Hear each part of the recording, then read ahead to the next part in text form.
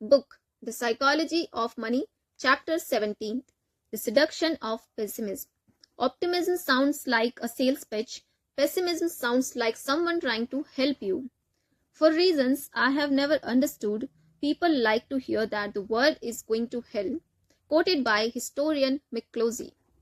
Optimism is the best bet for most people because the world tends to get better for most people most of the time. But pessimism holds a special place in our hearts. Pessimism isn't just more common than optimism. It also sounds smarter, it's intellectually captivating, and it's paid more attention than optimism, which is often viewed as being oblivious to risk. Before we go further, we should define what optimism is. Real optimists don't believe that everything will be great. That's complacency. Optimism is a belief that the odds of a good outcomes are in your favor over time, even when there will be setbacks along the way. The simple idea that most people wake up in the morning trying to make things a little better and more productive than wake up looking to cause trouble is the foundation of optimism. It's not complicated, it's not guaranteed either. It's just the most reasonable bet for most people most of the time. The late statistician Hans Rosling put it differently: I'm not an optimist. I am a very serious possibilist. Now we can discuss optimism's more compelling sibling, pessimism. December 29th, 2008. The worst year for the economy in modern history is about to close. Stock markets around the world had collapsed, the global financial system was on day-to-day life support, unemployment was surging. As things looked like they couldn't get worse, the Wall Street Journal published a story arguing that we hadn't seen anything yet. It ran a front-page article on the outlook of a Russian professor named Igor Panarin, whose economic views rival the flair of science fiction writers. The journal wrote, around the end of June 2010 or early July, Panarin says the US will break into 6 pieces. With Alaska reverting to Russian control, California will form a nucleus of what he calls the Californian Republic and will be part of China or under Chinese influence. Texas will be the heart of the Texas Republic, a cluster of states that will go to Mexico or fall under Mexican influence. Washington, D.C. and New York will be part of an Atlantic America that may join the European Union. Canada will grab a group of northern states Professor Panarin calls the Central North American Republic. Hawaii, he suggests, will be a protectorate of Japan or China, and Alaska will be subsumed into Russia. This was not the ramblings of a backroom blog or tinfoil hat newsletter. This was on the front page of the most prestigious financial newspaper in the world. It is fine to be pessimistic about the economy. It's even okay to be apocalyptic. History is full of examples of countries experiencing not just recessions but disintegrations. The interesting thing about Panarin type stories is that their polar opposite forecasts of outrageous optimism are rarely taken as seriously as prophets of doom. Take Japan in the late 1940s. The nation was gutted by defeat from World War II in every way, economically, industrially, culturally, socially. A brutal winter in 1946 caused a famine that limited food to less than 800 calories per person per day. Imagine if a Japanese academic had written a newspaper article during this time said, "Chin up everyone. Within our lifetime, our economy will grow to almost 15 times the size it was before the end of the war. Our life expectancy will nearly double. Our stock market will produce returns like any other country in history has rarely seen. We will go more than 40 years without ever seeing unemployment top 6%. We will become a world leader in electronic innovation and corporate managerial systems. Before long, we will be so rich that we will own some of the most prized real estate in the United States. American, by the way, will be our closest ally and will try to copy our economic insights." They would have been summarily laughed out of the room and asked to seek a medical evaluation. Keep in mind that description above is what actually happened in Japan in the generation after the war. But the mirror opposite of Panarin looks absurd in a way a forecast of doom doesn't. Pessimism just sounds smarter and more plausible than optimism. Tell someone that everything will be great and they are likely to either shrug you off or offer a skeptical eye. Tell someone they are in danger and you have their undivided attention. If a smart person tells me they have a stock pick that's going to rise tenfold in the next year, I will immediately write them off as full of nonsense. If someone who is full of nonsense tells me that a stock I own is about to collapse because it's an accounting fraud, I will clear my calendar and listen to their every word. Say we will have a big recession and newspapers will call you. Say we are headed for average growth and no one particularly cares. Say we are nearing the next Great Depression and you will get on TV. But mention that good times are ahead, or markets have room to run, or that a company has huge potential, and a common reaction from commentators and spectators alike is that you are either a salesman or comically aloof of risks. The investing newsletter industry has known this for years and is now populated by prophets of doom despite operating in an environment where the stock market has gone up 17,000-fold in the last century, including dividends. This is true beyond finance. Matt Ridley wrote in his book, The Rational Optimist, a constant drumbeat of pessimism usually drowns out any triumphalist song. If you say the world has been getting better, you may get away with being called naive and insensitive. If you say the world is going to go on going better, you are considered embarrassingly mad. If, on the other hand, you say catastrophe is imminent, you may expect a MacArthur Genius Award or even the Nobel Peace Prize. In my own adult lifetime, the fashionable reasons for pessimism changed, but the pessimism was constant. Every group of people I ask thinks the world is more frightening, more violent, and more hopeless, in short, more dramatic than it really is. Hans Rosling wrote in his book, Factfulness. When you realize how much progress humans can make during a lifetime in everything from economic growth to medical breakthroughs to stock market gains to social equality, you would think optimism would gain more attention than pessimism, and yet the intellectual allure of pessimism has been known for ages. John Stuart Mill wrote in the 1840s, I have observed that not the man who hopes when others despair, but the man who despairs when others hope, is admired by a large class of persons as a sage.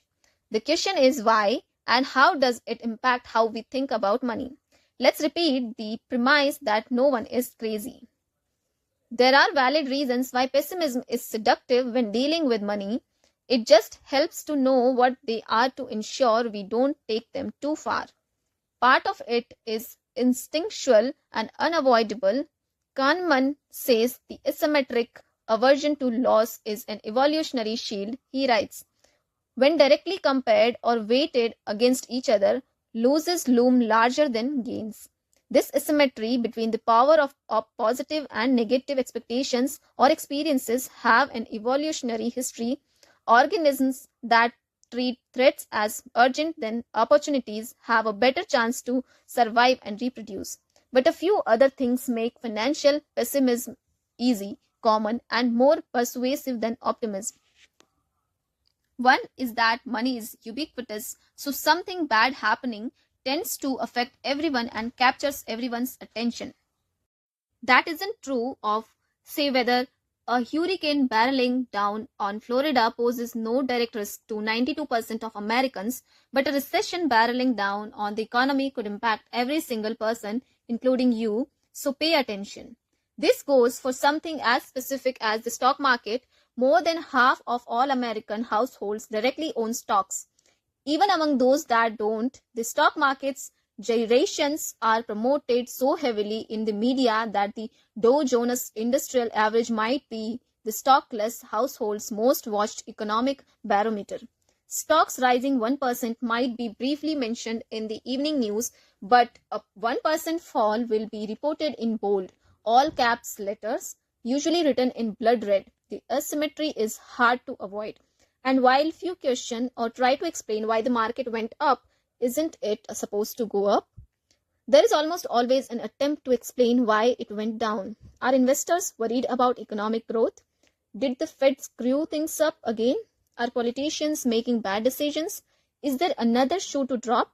Narratives about why a decline occurred make them easier to talk about, worry about, and frame a story around what you think will happen next, usually more of the same. Even if you don't own stocks, those kind of things will grab your attention.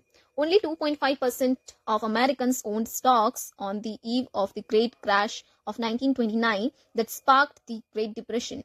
But the majority of Americans, if not the world, watched the amazement as the market collapsed, wondering what it signaled about their own fate. This was true whether you were a lawyer or a farmer or a car mechanic. Historian Eric Ruchweis writes, this fall is value immediately afflicted only a few Americans, but so closely had the others watched the market and regarded it as an index of their fates that they suddenly stopped much of their economic activity. As the economist Joseph Schumpeter later wrote, people felt that the ground under their feet was giving away. There are two topics that will affect your life whether you are interested in them or not: money and wealth. While health issues tend to be individual, money issues are more symmetric. In a connected system where one person's decision can affect everyone else, it's understandable why financial risks gain a spotlight and capture attention in a way few other topics can. Another is that pessimists often extrapolate present trends without accounting for how markets adapt. In 2008, environmentalist Lester Brown wrote, by 2030, China would need 98 million barrels of oil a day. The world is currently producing 85 million barrels a day and may never produce much more than that. There go the world's oil reserves. He is right, the world would run out of oil in that scenario, but that's not how markets work. There is an iron law in economics. Extremely good and extremely bad circumstances rarely stay that way for long because supply and demand adapt in hard to predict ways. Consider what happened to oil immediately after Brown's prediction. Oil prices surged in 2008 as growing global demand, much of it from China, crept up to potential output. A barrel of oil sold for $20 in 2001 and $138 by 2008. The new price meant drilling oil was like pulling gold out of the ground. The incentives of oil producers changed dramatically. Hard to tap oil supplies that were not worth the fight at $20 a barrel. The cost of drilling didn't offset the price you could sell it for. Became the bonanza of a lifetime now that you could sell a barrel for $138. That sparked a surge of new fracking and horizontal drilling technologies. The earth has had roughly the same amount of oil reserves for all the humans' history, and we have known where the big oil deposits are for some time. What changes is the technology we have that lets us economically pull this stuff out of the ground. Oil historian Daniel Yergin writes, 86% of oil reserves in the United States are the result not of what is estimated at time of discovery, but of the revisions that come when our technology improves. That's what happened as fracking took off in 2008. In the United States alone, oil production went from roughly 5 million barrels per day in 2008 to 13 million by 2009. World oil production is now over 100 million barrels per day, some 20% above what Brown assumed was the high mark. To a pessimist extrapolating oil trends in 2008, of course, things looked bad. To a realist who understood that necessity is the mother of all invention, it was far less scary. Assuming that something ugly will stay ugly is an easy forecast to make, and it's persuasive because it doesn't require imagining the world changing. But problems correct and people adapt. Threats incentivize solutions in equal magnitude. That's a common plot of economic history that is too easily forgotten by pessimists who forecast in straight line. A third is that progress happens too slowly to notice, but setbacks happen too quickly to ignore. There are lots of overnight tragedies. There are rarely overnight miracles. On January 5th, 1889, the Detroit Free Press pushed back against the long held dream that man could one day fly like a bird. Airplanes, the paper wrote, appear impossible. The smallest possible weight of a flying machine with the necessary fuel and engineer could not be less than 300 or 400 pounds. But there is a low limit of weight, certainly not much beyond 50 pounds, beyond which it is impossible for an animal to fly. Nature has reached this limit, and with her utmost effort has failed to pass it. 6 months later, Orville Reed dropped out of high school to help his brother Wilbur tinker in their backyard shed to build a printing press. It was the brothers' first joint invention. It would not be their last. If you had to make a list of the most important inventions of 20th century, the airplane would be at least top 5, if not number 1. The airplane changed everything. It started world wars. It ended world wars. It connected the world, bridging gaps between cities and rural communities, oceans and countries. But the story of Wright brothers' quest to build the first plane has a fascinating twist. After they conquered flight, no one seemed to notice. Nobody seemed to care. In his 1952 book on American history, Frederick Lewis Allen wrote, "Several years went by before the public grasped what the Wrights were doing. People were so convinced that flying was impossible that most of those who saw them flying about Dayton in 1905 decided that what they had seen must be some trick without significance, somewhat as most people today would regard demonstrations of, say, telepathy. It was not until May 1908, nearly 4.5 years after the Wrights' first flight, that experienced reporters were sent to observe what they were doing. Experienced editors gave full credence to these reporters' excited dispatches, and the world at last woke up to the fact that human flight had been successfully accomplished. Even after people caught on to the plane's wonder, they underestimated it for years. First, it was seen mainly as a military weapon, then a rich person's toy, then perhaps used to transport a few people. The Washington Post wrote in 1909, "There will never be such a thing as commercial aerial frighteners. Fright will continue to drag its slow weight across the patient earth." The first cargo plane took off 5 months later. Now compare that slow, years-long awakening to becoming optimistic about the airplane to how quickly people pay attention to drivers of pessimism like a corporate bankruptcy, or a major war, or a plane crash. Some of the first mentions of the Wright's plane came in 1908 when an army lieutenant named Thomas Selfridge was killed during demonstration flight. Growth is driven by compounding, which always takes time. Destruction is driven by single points of failure, which can happen in seconds, and loss of confidence, which can happen in an instant. It's easier to create a narrative around pessimism because the story pieces tend to be fresher and more recent.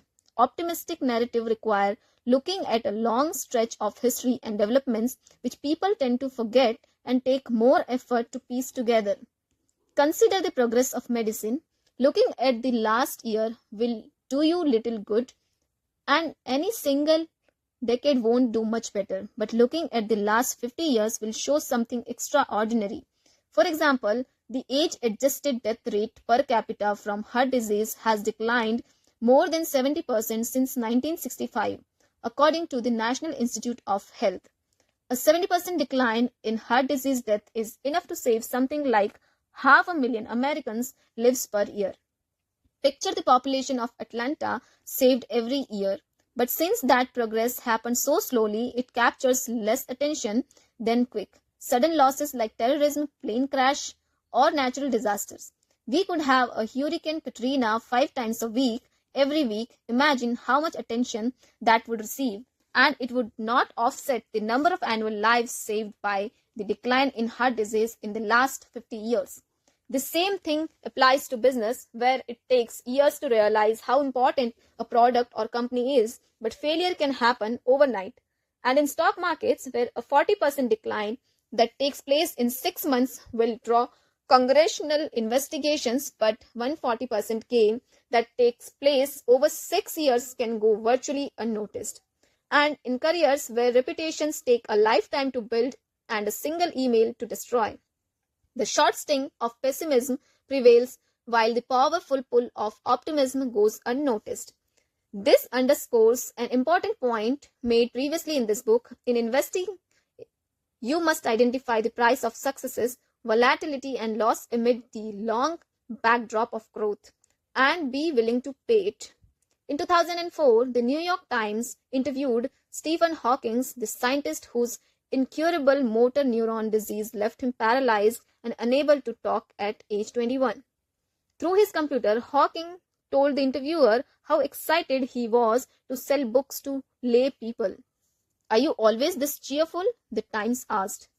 "My expectations were reduced to zero when I was 21. Everything since then has been a bonus," he replied. Expecting things to be great means a best-case scenario that feels flat.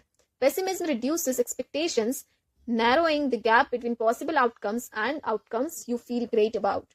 Maybe that's why it's so seductive, expecting things to be bad in the best way to be pleasantly surprised when they are not, which ironically is something to be optimistic about. Now, a short story about stories we'll see in the next chapter.